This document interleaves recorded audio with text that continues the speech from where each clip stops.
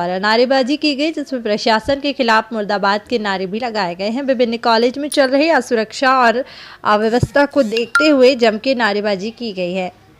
अपनी मांग को लेकर तहसीलदार को ज्ञापन दिया गया है। मांग में कॉलेज में ना तो फर्नीचर है और ना ही पानी, ना ही कंप्यूटर कक्षा में कंप्यूटर है और फर्नीचर। खेल का जो मैदान है उसमें भी साफ सफाई नहीं हो रही है। सब तरफ घास की कटाई भी नहीं की गई है। लाइट भी खुले तार लगे हुए हैं, जिसके कारण से कोई भी हादसा हो सकता है। ऐसी और भी कई प्रकार की समस्याएं हैं जिनके कारण छात्रों को समस्या का सामना करना पड़ता है। सभी छात्रों के भविष्य के साथ खिलवाड़ हो रहा है। ना ही प्रोफेसर समय से कॉलेज आते हैं, ना ही सही से पढ़ाते हैं। कुछ विषयों के तो प्रोफेसर हैं भी नहीं, जैसे कि हिंदी इतिहास के विषय के तो प्रोफेसर भी नहीं है। ऐसे में छात्रों को कौन पढ़ाएगा? उनके भविष्य के साथ खिलवाड़ हो रहा है। ऐसी अनेक मांगों को लेकर एबीवीपी के छात्रों ने धरना प्रदर्शन कर तहसीलदार को ज्ञापन दिया है।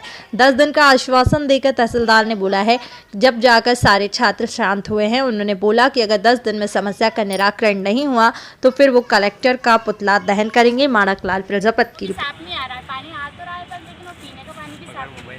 वो फर्नीचर भी नहीं है। ग्राउंड में खेल ग्राउंड में किस प्रकार की व्यवस्था है? कुछ भी नहीं है। और साफ स्टूडेंट के घूमते रहते हैं यहाँ पे। पढ़ाई के लिए मतलब रूम में बैठने के लिए फर्नीचर वगैरह क्या है व्यवस्था? नहीं है, कुछ भी नहीं है। ओनली एक रूम है, उसमें है थोड़ी सी।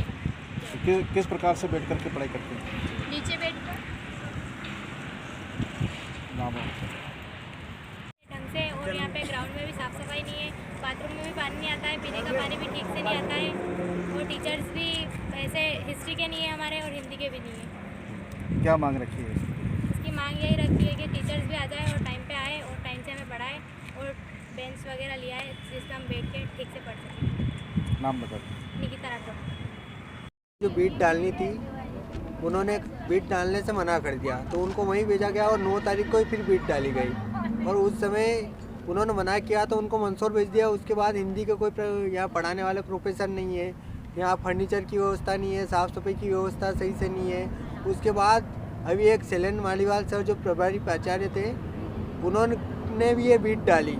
और जैसे ही बीट डालते हैं तो कलेक्टर साहब उनको निलंबित कर देते हैं, क्योंकि आचार संहिता में बिना अनुमति के बीट डाली। और माड़ीवाल सर का कहना है कि हमने प्राचार्य महोदय से पूछा था, तो बिना कलेक्टर सर की परमिशन के आपने कैसे बीट डाल दी? तो निलंबित हो गए। तो उनके साथ जो उसमें सहायक थे उनको निलंबित क्यों नहीं किया? और उसके बाद क्या हुआ कि जो निचले स्तर की सूची बनाई थी उसमें जो अपने तोसीफ नागौरी सर है उनको फिर प्राचार्य बना दिया गया, जबकि तोसीफ नागौरी सर ने मना किया था कि मैं प्राचार्य नहीं बनूंगा और वो सबसे जूनियर थे, फिर उनको प्राचार्य कैसे बनाया? तो ये कहीं ना कहीं एक बड़ा भ्रष्टाचार सामने आता है। इसके लिए अभावी यहाँ बेटी आज हमारा जो एक ये छोटा सा विरोध प्रदर्शन है ये करके हम अपनी मांग को लेकर के विभाग के अधिकारी को सूचना दी क्या?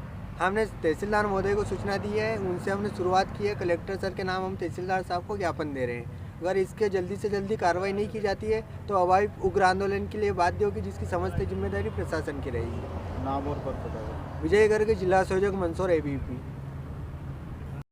सर, दरोदा महाविद्यालय के एबीपी वालों ने एक ज्ञापन दिया और प्रदर्शन भी किया, क्या मांग? उनकी बहुत ही कुछ छोटी छोटी मैटर हैं, शिकायत है उनकी, जो मैंने देख भी ली हैं, समझ भी ली हैं, और उनको कैसे हम बेस्ट उनका हल कर सकते हैं वो भी करवा लेंगे। सर, स्टूडेंट पल्ली पर बैठ कर पढ़ाई करते हैं, यहाँ पर फर्नीचर की व्यवस्था नहीं है और भी कई अनियमितता बताइए सर। उसके बारे में सब मैंने डिटेल ऊपर बात की हुई है और उनसे खुद भी चर्चा की हुई है मैंने, तो इसमें जो भी बेस्ट होगा वो हम कर लेंगे। सर, कितने समय में क्या? अब ऐसा इसकी कोई टाइमलाइन तो नहीं है,